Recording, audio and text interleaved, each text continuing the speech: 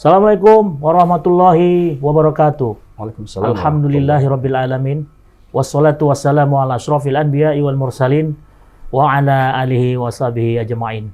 Asyhadu an la ilaha illallah wa asyhadu anna Muhammadan abduhu wa rasuluh. Amma ba'du. Yang kami hormati dan muliakan pemirsa Tribuners dimanapun berada, terkhusus bagi pemirsa Tribuners yang beragama Islam.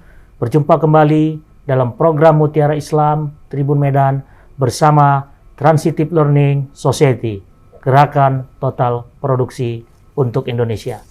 Hadir setiap Jumat pukul 9 waktu Indonesia Barat, ditayangkan langsung melalui media sosial, Facebook, dan juga YouTube. Nah, tema kita pada pagi hari ini adalah bagaimana kita bisa berkomunikasi lewat media sosial yang beradab. Seperti itu ya, Ustadz. Nah, bersama saya Muhammad Rizky Ramon telah hadir di studio Tribun narasumber yang akan membahas tentang tema kita pagi ini. Beliau adalah Al-Mukarram Al-Ustadz Dr. Budi Abdullah SAG SHMA. Beliau ini adalah Ketua Program Studi Hukum Ekonomi Syariah Sekolah Tinggi Agama Islam Al-Islahiyah Kota Binjai. Berhubung beliau sudah hadir, maka kita berkenalan dulu. Assalamualaikum, Ustadz. Waalaikumsalam. Sehat? Sehat, alhamdulillah. Abang Dani panggil Ustadz atau Abang nih? Ustadz aja lah ya. Terserah. Terserah ya. Pak Rizky. Ya, jadi tema kita pagi hari ini yang berkaitan dengan media sosial ini. Jadi memang saat ini kan tidak bisa kita pungkiri digitalisasi, bermedia sosial itu kan sudah lagi boomingnya. Nah, mungkin Ustadz bisa memberikan pengantar lah terkait dengan tema kita pada pagi ini. Silakan, Ustadz. Baik, terima kasih Pak Muhammad Rizky. Assalamualaikum warahmatullahi wabarakatuh. Waalaikumsalam warahmatullahi wabarakatuh. Alhamdulillah. Wassalatu wassalamu ala rasulillah wa ala alihi wa ashabihi wa mawalah. Rabbi syarah li sadri wa yassir li amri wahlul 'uqdatam min lisani yafqahu qawli. Yang saya muliakan Pak Muhammad Rizky Ramon. Ramon aja, Bang. Dalam hal ini selaku memimpin diskusi kita, saya sampaikan ini sebagai diskusi saja Pak Ramon. Ya? Diskusi ringan-ringan aja untuk memberikan pencerahan kepada Tribuners. warga Tribuners. Tribuners. Terkait dengan tema yang telah disampaikan sebelumnya kepada kita berkaitan dengan adab dalam bermedia sosial. Perlu saya sampaikan bahwa kehidupan ini semakin berkembang dan teknologi itu semakin maju sehingga terjadi perubahan-perubahan yang selama ini kita berkomunikasi mungkin lewat surat, lewat elektronik dan sebagainya, sampai sekarang timbul yang namanya media sosial, sehingga tidak ada lagi batasan untuk berkomunikasi dalam hal misalnya apakah seseorang itu berada di negara mana dan seseorang lagi di negara mana. Ini semua terbuka peluang untuk melakukan komunikasi. Istilahnya tuh Ustadz, yang jauh mendekat, yang mendekat menjauh ya. Ya, yang jauh mendekat, yang dekat menjauh malah ya. Mendekat menjauh. Begitulah kemajuan teknologi itu Pak Ramon, dan ini tidak bisa dihindari. Ini sunnatullah, dan bagaimana kita mensikapi supaya teknologi ini tidak memberikan efek negatif kepada Tribuners, khususnya kepada Tribuners. Mudah-mudahan dengan memberikan acara kita pada hari ini dapat memberikan pencerahan kepada Tribuners untuk lebih bijak dalam bermedia sosial. Terutama khususnya kaum milenial ini Ustadz ya? Iya, betul Pak Ramon. Terutama kepada kaum milenial, karena yang banyak menggunakan media sosial ini adalah kaum milenial. Betul. Persentasenya lebih didominasi oleh kaum milenial, sehingga kaum milenial harus dapat memahami bagaimana sebenarnya rambu-rambu atau adab di dalam berkomunikasi dengan menggunakan media sosial. Menurut agama Islam. Menurut ajaran Islam. Agama Islam. Karena di dalam ajaran Islam itu Pak Ramon di situ disebutkan secara umum ya, bahwa adab itu kan adalah tingkah laku atau sikap atau perilaku watak yang mencerminkan seseorang apakah memiliki kebaikan budi pekerti, sopan santun, dan akhlak yang baik. Jadi ini sangat perlu ditekankan kepada warga, khususnya kita Pak Rizky yang aktif di dalam bidang komunikasi dan warga Tribuners, untuk memahami bagaimana sebenarnya adab yang dianjurkan, yang diajarkan di dalam ajaran Islam itu. Karena padanan kata adab ini, lawan katanya kan biadab nih Pak Roman. Oh iya, adab lawannya biadab, betul. Jadi seseorang kalau misalnya tidak beradab, berarti kan biadab. Betul. Kalau misalnya dia tidak mempunyai rasa komunikasi yang berkasih sayang, toleransi, menghargai perbedaan, yang ada hanya kepentingan pribadi, amarah, kebencian, ini kan biadab. Betul. Jadi ke depan ini kita memberikan, kita berusaha untuk menyampaikan kepada Tribuners, dalam hal ini kaum milenial, supaya dalam menggunakan media sosial tadi itu lebih santun, lebih menghargai perbedaan, toleransi, sehingga tidak ada yang dalam komunikasi itu merasa tersinggung. Betul, sehingga menimbulkan nanti konflik, akibatnya nanti ya lebih luas lagi, membuatkan perpecahan dan itu tidak baik untuk bagi kita bernegara. Mungkin ini Ustadz, kita bisa tarik dari 1400 tahun yang lalu lah. Ya. Bahwasannya yang namanya kata adab ini kan tugas utamanya Nabi. Ya. Dihadirkan di tanah Arab itu kan untuk memperbaiki adab tadi ya, akhlak gitu. Nah, konteksnya itu seperti apa tuh Ustaz? Adab yang ingin disampaikan oleh Nabi kita. Baik, Pak Rahmat. Kata adab dalam bahasa Arab itu adabun yang artinya pendidikan atau mendidik. Jadi tujuan dari diturunkannya Rasul oleh Allah Subhanahu wa Ta'ala adalah salah satu tugas utamanya adalah untuk menyempurnakan akhlak. Kalau kita lihat misalnya ke belakang, pada tahun 1400 ke belakang, dalam sejarah itu kita bisa lihat sebenarnya bagaimana kemajuan-kemajuan yang dicapai pada masa itu. Misalnya kita lihat bagaimana berdirinya piramid sudah ada, kemudian tentang penggunaan senjata perang sudah canggih, semua pada waktu itu sudah maju. Tapi apa yang menjadi persoalan pada masa itu sehingga Rasul itu diturunkan Allah pada masa 1400 tahun yang lalu? Karena terjadinya manusia-manusia yang tidak beradab. Karena sempat terjadi kekosongan Nabi pada masa Nabi Isa berakhir sampai menjelang pada masa munculnya Rasulullah, itu ada 600 tahun yang terjadi kekosongan. Vakum. Betul. Tak ada yang jadi patron, tak ada yang menjadi pembimbing, tidak ada yang menjadi nabi di situ. Jadi itu situasi pada waktu itu memang situasi yang sangat liar lah ya. Liar, jahiliyah dan biadab. Tapi secara teknologi, kemajuan mereka sangat maju. Punya teknologi yang luar biasa pada waktu itu bangsa-bangsa Arab. Nah, kalau dikaji secara ajaran Islam itu, pengertian adab itu apa sih, Ustaz? Ya. Makanya dalam surah di dalam Al-Qur'an ya disebutkan innama bu'itsu liutammima makarimal akhlak. Artinya Rasulullah di sini menyebutkan kepada kita, menyampaikan kepada kita, sebenarnya tugas pokok dari turunnya Rasul itu adalah untuk menyempurnakan akhlak. Akhlak dalam hal ini adalah adab, bagian dari adab, perilaku Rasul. Jadi di dalam Islam itu perilaku Rasul itu, adab yang dipakai oleh Rasul itu adalah Al-Quran dan Sunnah. Jadi apa yang dilakukan, apa yang diperbuat, apa yang diucapkan oleh Rasulullah itu adalah merupakan memang langsung tuntunan dari Allah.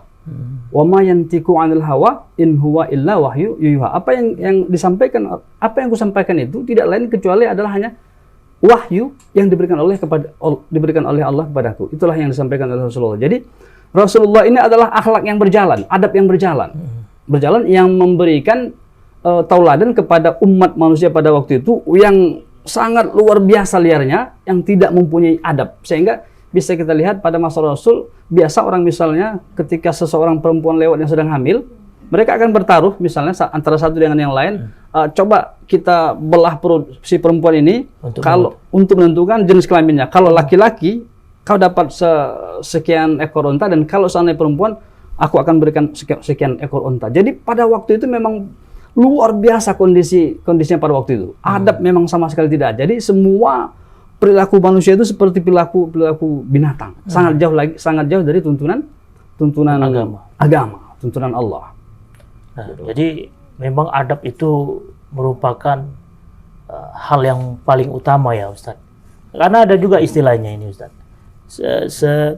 Setinggi-tingginya ilmu yang kita miliki, maka yang paling tinggi itu adalah adab tadi Ustadz. Nah, mungkin bisa Ustadz kasih gambaran mengenai kosakata itu. Imam Malik, salah satu fuqaha yang terbesar, menyebutkan bahwa pelajarilah akhlak sebelum belajar ilmu. Artinya begitu pentingnya peran akhlak sebelum belajar ilmu. Bahkan kalau misalnya kita lihat seberapa tinggi pun ilmu seseorang itu, apabila tidak ada rasa adab atau akhlak, baik misalnya memperlakukan sesama, berkelakuan sombong, tidak toleransi, membeda-bedakan, itu menjadi persoalan yang menyedihkan bagi kita yang umat Islam ini, kalau seandainya kita tidak menyerap apa yang disampaikan oleh Rasulullah sebagai ajarannya yang untuk kita kembangkan atau kita lakukan di dalam kehidupan kita, Pak Rahman. Jadi kalau contoh-contoh adab itu seperti apa tuh yang bisa Ustadz gambarkan situasi saat ini? Baik. Selain juga bermedia sosial, mungkin adab kita kepada orang tua, adab kepada guru. Silakan Ustadz. Adab ini banyak ya, Pak Ramon ya. Baik misalnya di dalam ajaran Islam itu kita bisa melihat bagaimana perilaku seorang anak kepada orang tua. Bahkan dalam contoh ekstrim antara anak dengan orang tua, apabila kedua orang tua mengajak anaknya untuk tidak beriman kepada Allah, boleh anak ini untuk tidak mematuhi orang tuanya. Namun demikian, dia tetap memperlakukan kedua orang tua itu dengan baik. Jadi tidak ada kaitannya dengan misalnya dia mengajak kita untuk berpindah keyakinan. Tiba-tiba si anak menyatakan dengan seenaknya, dengan bahasa yang tidak beradab, tidak boleh. Jadi kita tetap ada aturannya. Ada aturannya. Kita tetap dengan keimanan kita, tapi tetap juga memperlakukan orang tua itu, menghormatinya. Karena dia sebagai orang tua kita. Orang tua. Begitulah Islam itu mengatur bagaimana pentingnya adab itu dalam kehidupan. Jadi tidak, ideologi bukan jadi masalah. Ya, ideologi itu kan lakum dinukum waliyadin. Tapi kalau rasa hormat, rasa kasih sayang, toleransi itu harga mati. Tidak bisa dibedakan dengan ideologi. Jadi adab itu memang untuk seluruh manusia, seluruh alam. Ya, artinya adab itu merupakan mungkin ilmu yang induk ilmu ya mungkin ya Ustaz. Adab. Ya? Jadi adab ya. Al-adabu fauqal ilmi. Jadi adab itu lebih tinggi derajatnya di atas ilmu. Jadi ada orang, kalau misalnya kita lihat kita bisa melihat sehari-hari misalnya ada orang yang dia tidak terlalu mempunyai banyak ilmu, tapi adabnya, etikanya, sopan santunnya, rasa menghormati orang, kepeduliannya, kasih sayangnya, ringan tangannya membantu orang. Coba kita lihat dengan orang yang pintar, luar biasa IQ-nya, gelarnya berjejer, tapi tidak ada rasa hormat, tidak ada rasa kasih sayang. Orang akan memuliakan orang yang tidak memiliki ilmu, tapi memiliki rasa hormat. Itu contoh. Jadi adab itu memang di atas ilmu. Di atas segalanya. Di atas segalanya. Bahkan kalau kita melihat misalnya ada orang yang tidak berilmu, dia punya ilmu tapi tidak adab, orang akan memperlakukan. Bisa kita lihat banyak orang-orang yang berilmu yang tidak punya, yang adabnya kurang, tidak dihargai. Tapi bisa kita lihat bagaimana orang yang punya pengetahuan yang biasa aja, tapi karena mulianya akhlaknya, tingginya adabnya, dia dihormati dan disayangi. Nah, yang paling berperan inilah Ustaz, untuk mengajari keturunan kita lah, atau memang lingkungan kita. Ya, adab ini kan memang warisan juga ini Ustaz ya. Dan harus ada contoh. Nah, ini tugas siapa yang paling utama Ustaz? Ini terkait dengan teladan. Sebenarnya pendidikan adab itu dimulai dari keluarga. Orang tua, diri sendiri. Jadi ibda binafsih. Mulailah dari keluarga, karena keluarga lah yang terdekat dengan lingkungannya. Guru itu jauh. Guru itu dimulai ketika anak pergi sekolah. Betul. Jam 8 pagi sampai jam 4 sore. Tapi setelah itu sebelum mereka ke sekolah, kehidupan sehari-hari itu kan di keluarga. Jadi orang tualah yang berperan penting bagaimana memberikan pengajaran kepada anak untuk berperilaku mengasihi sesama, peduli pada sesama, toleransi, menghargai perbedaan. Jadi adab-adab seperti itu harus dibiasakan, menolong orang lain. merasakan kesulitan di orang, ada berempati, ada empati. Jadi inilah yang penting, adab inilah yang sangat penting untuk mempersatukan perbedaan yang ada di Keluarga tadi. di keluarga kita, di lingkungan kita, baik kita secara beragama maupun juga secara berbangsa dan bernegara. Adab inilah tadi. Inilah yang dapat menyatukan kita. Kalau kita memiliki rasa sayang, rasa hormat, punya empati, apapun ideologinya, dia akan bisa Nah, termasuk orang tua sendiri harus berperan dalam adab si anak tadi untuk bermedia sosial. Benar, Ustaz? Betul. Nah, jadi itu gimana Ustaz bisa memberikan penjelasan ke Tribuners terkait yang adab bermedia sosial tadi yang sesuai dengan tema kita? Baik, terima kasih Pak Ramon. Di sini peran orang tua untuk memberikan pendidikan. Adab itu adalah pengertian dalam bahasa Indonesia, artinya pendidikan. Artinya orang tua adalah orang yang pertama berkomunikasi langsung, berhubungan langsung dengan anak, siapapun itu, di dalam keluarga itu, untuk memberikan pemahaman-pemahaman kepada anak-anak milenial kita ini bagaimana berkomunikasi yang baik. Supaya nanti apa yang dilakukan anak dalam menggunakan teknologi tadi tidak memberikan efek yang buruk. Apalagi misalnya nanti akibat gara-gara salah menggunakan media tadi, bahkan bisa memberikan efek yang buruk sampai-sampai terjerumus ke dalam persoalan hukum. Kontrolnya itu gimana, Ustaz? Ini peran orang tua. Jadi di dalam Islam itu ya dianjurkan bagaimana orang tua itu selalu memberikan nasihat kepada anaknya. Tidak hanya seperti yang kita lihat pada sering ini, hanya misalnya di meja makan. Tidak seperti itu. Tapi bagaimana selalu kita memberikan komunikasi. Tiada hari tanpa komunikasi. Komunikasi tadi. Komunikasi, menjalin komunikasi yang baik, yang berkesinambungan, itu sangat berperan penting untuk mengetahui sejauh mana sudah anak-anak itu menggunakan media sosial tadi untuk berkomunikasi. Ya, sejauh ini kan memang kan Ustadz, apalagi kayak zaman pandemi, ini kan pendidikan kita kan masih dikelola dengan proses daring gitu kan. Nah, memang kan sentuhan langsung dengan digital ini kan head to head dia, maksudnya langsung gitu. Nah, sementara tugas peranan orang tua kan bukan hanya pada si anak aja gitu kan, juga ada tugas-tugas yang lainnya. Maksud saya gini Ustadz, apa kira-kira trik ataupun tips yang memang Ustadz bisa sampaikan kepada pemirsa Tribuners itu untuk biar menjaga atau paling tidak bisa mengawasi si anak tadi lah bermain media sosial. Jujur, saya punya anak kecil nih Ustadz. Artinya kalau nggak kita pantau satu hari, dia akan kita lengah sedikit, dia akan coba untuk bermain sosial media. Ya artinya kalau untuk fungsinya sebagai bahan referensi pelajaran atau apa, kita monggo silakan. Nah, kita khawatir, ya mungkin kan Ustadz tahu ada aplikasi-aplikasi anak muda sekarang ini. Nah, itu bagaimana yang harus kita sikapi, Ustadz? Baik, kalau tentang bagaimana teknologi apa-apa saja, misalnya aplikasi yang ada teknologi, mungkin Pak Ramon, kita kalah jauh dibandingkan dengan generasi milenial ini. Bahkan ada kadang-kadang yang aplikasi yang tidak tahu kita menggunakannya, anak-anak itu udah tahu. Gitu. Jadi dalam hal komunikasi, dalam hal penggunaan aplikasi dan teknologi, misalnya dalam hal ini media itu orang tua saya yakin tidak lebih pintar dari anak. Tapi apa yang kita lakukan itu tadi, kita harus selalu memberikan kontrol kepada anak itu. Kapan saja dia bisa kita berikan untuk menggunakan komunikasi, kapan misalnya tidak.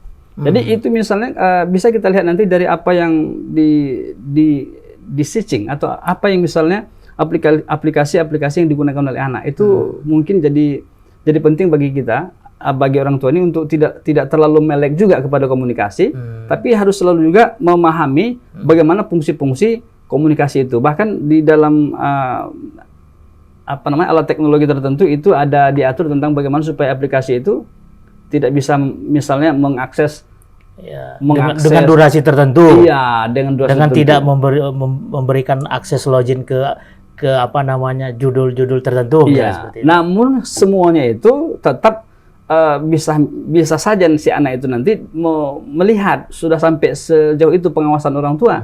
Oleh karena itu yang terpenting adalah pertama, komunikasi ini memang harus selalu kita jaga. Jalin ya. Ya, tetap membangun Setiap hari, komunikasi, lakukan kontrol. Yang terutama adalah memberikan pendidikan tentang adab tadi, agama tadi. Tugas ibu bapak dong. Iya. Karena bapaknya kalau kerja Ustaz, Iya, itu tadi. Kalau misalnya dia kerja kan tentu kan pengawasan kan kurang nih. Iya, Tapi benar. karena adanya kontrol dan selalu memberikan pencerahan-pencerahan, dididik dengan ajaran-ajaran agama, apa itu agama, apa itu adab, apa itu efeknya kalau seandainya salah dalam menggunakan sosial media bisa berujung juga misalnya masuk ditangkap polisi. Iya. Anak-anak kan kadang-kadang apalagi ada lebih undang-undang ITE sekarang kan. ada undang-undang ITE. Betul. Kalau misalnya kita lihat di lapangan itu, kadang-kadang anak itu lebih takut kepada aparat daripada orang tua. Oh iya, benar. Nah, jadi ini harus selalu kita budayakan. Edukasikan juga ya. Mengedukasi. Jadi ya intinya adalah mengedukasi anak, memberikan pemahaman-pemahaman kepada anak, yang terutama adalah kontrol tadi. Kontrol dari orang tua. Iya, tidak boleh lengah, selalu berkomunikasi, karena dengan adanya komunikasi, anak akan memberikan, kadang-kadang kalau kita komunikasi dengan anak itu Pak Rizky, mereka kadang keluar apa yang diinginkannya. Betul. Ada yang memang selama ini kurang diperhatikan, bukan persoalan uang, tapi kurang diperhatikan. Iya. Makanya ada misalnya anak saya itu Pak Rizky, dia kalau misalnya lupa kita berkomunikasi, dia selalu mengingatkan quality time. Nah, jadi saya selalu menggunakan itu, anak mari kita berquality time. Duduk sini kita berbicara apa yang jadi harus selalu memang kontrol itu tetap kita lakukan. Ya, terkadang kan memang orang tua juga harus peduli. Ustaz. Ya. Jadi misalnya contoh ketika azan berkumandang, ya kan, boro-boro dia untuk memberikan motivasi si anak untuk beribadah.